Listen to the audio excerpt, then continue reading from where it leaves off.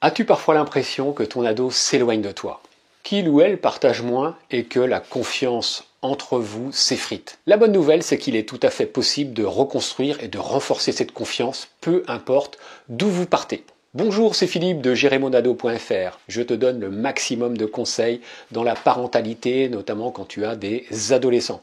Donc dans cette vidéo, je veux te donner des stratégies pratiques et des phrases que tu vas pouvoir utiliser dès aujourd'hui pour recréer une relation de confiance solide avec ton ado.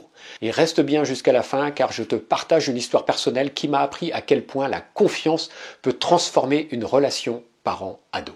Pourquoi la confiance est vraiment essentielle avec les ados? Mais la confiance, c'est vraiment une fondation pour l'autonomie et la sécurité. La confiance, c'est la base de toute relation saine et avec un ado, c'est encore plus important. Pourquoi?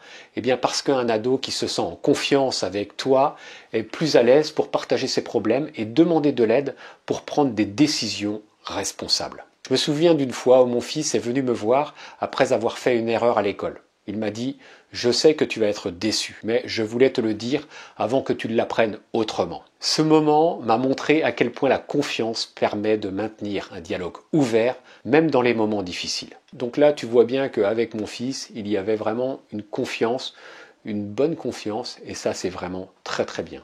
Quels sont les obstacles à la confiance? Eh bien, le premier, ça peut être les jugements et les critiques fréquentes. C'est vrai qu'on a tendance à juger, à critiquer ses ados.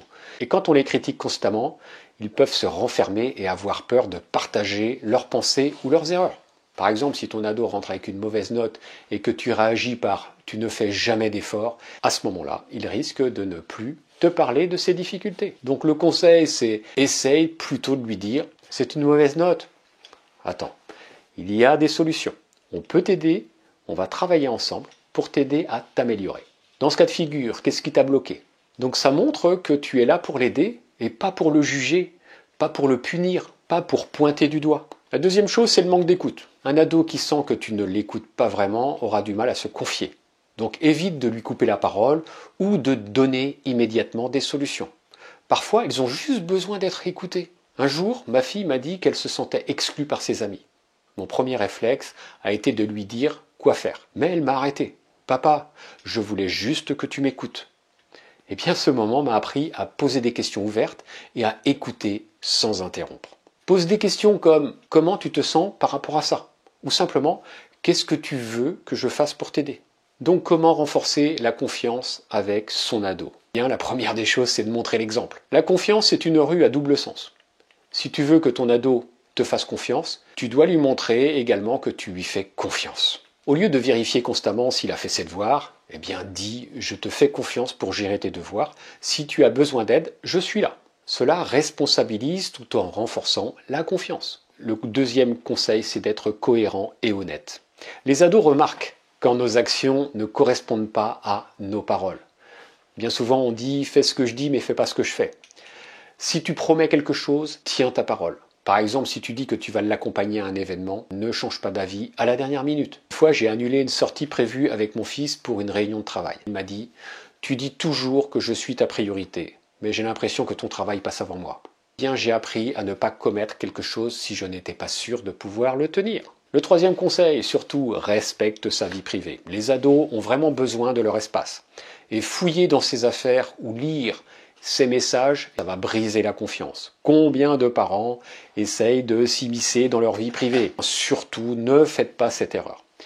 Si tu as des inquiétudes, parle-lui directement au lieu de l'espionner. Tu peux lui dire « Je m'inquiète pour toi parce que j'ai remarqué que tu sembles stressé ces derniers temps.